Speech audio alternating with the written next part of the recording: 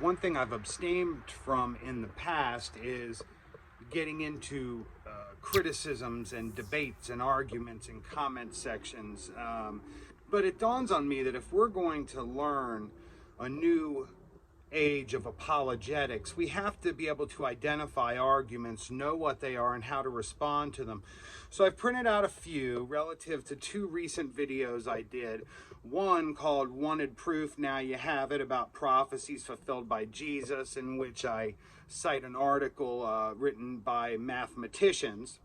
And after that, I attack the argument made by a few prominent textual critics that Jesus never existed as a human. Did Jesus ever exist? I want to read you some of the responses and break the arguments down, and picture yourself in this scenario and how you might do it. This is nothing personal against this individual. It is never personal, and it can't be. It's simply data.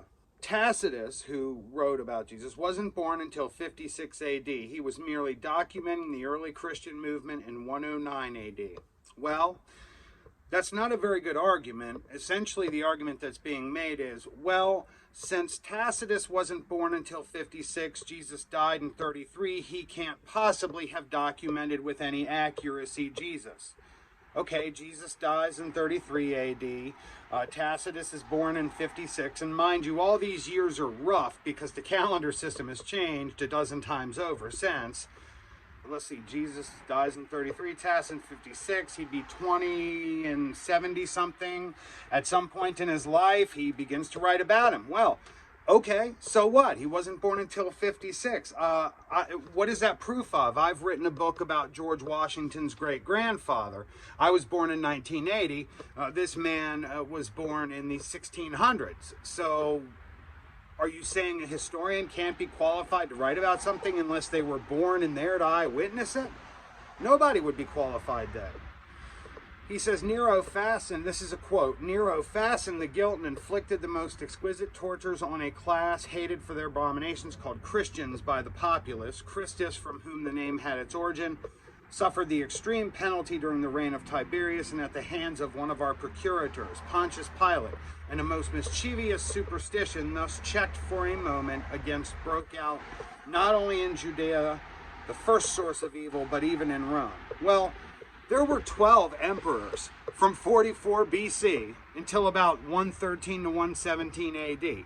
There's only a few named in the New Testament, but there were 12 in about a century.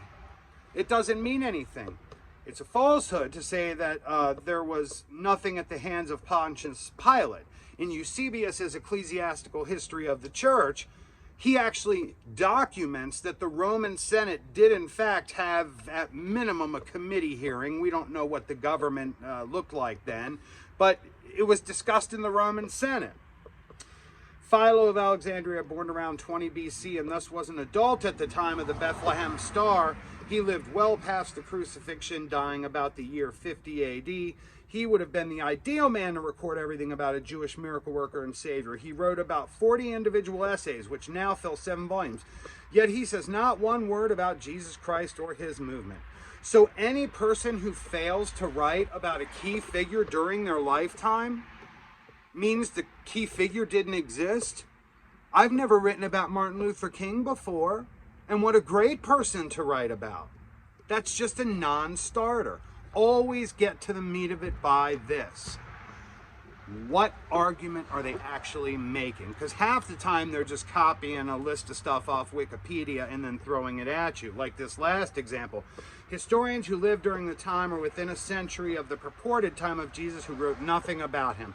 And we get a long list. I could name them for you, but you get the idea. But why are they obligated to write about Jesus?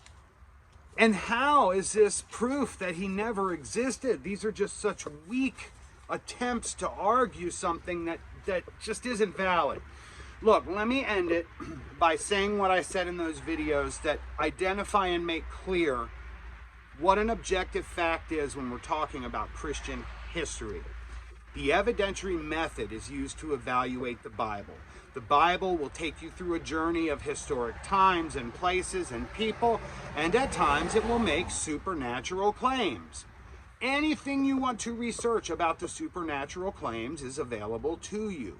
Christian sources are footnoted. They are primary sources because they exist and they were written during the time of the events. Some are artifacts, some are documents. Now, you can make a subjective argument against something written in a primary source, but you can't pretend like there's not an overwhelming amount of records written about Christianity. It's overwhelming. This idea that Jesus couldn't have existed as a human is just laughable. I hope that helps a little bit. That kind of gets us a little bit into apologetics with some new ideas. Same old system. Understand the argument first, right? Always understand the argument first. Always aim to teach with softness. We're dealing with people who think they know what they know, but they don't know what they don't know. And it's not on us to be their authority or their judge. We have to be small and meek and just ready to make that defense of the faith. As Peter, good gracious, what a mistake I make. As Peter says, we must be ready at all times to make a defense of the faith. Paul probably said it too, right?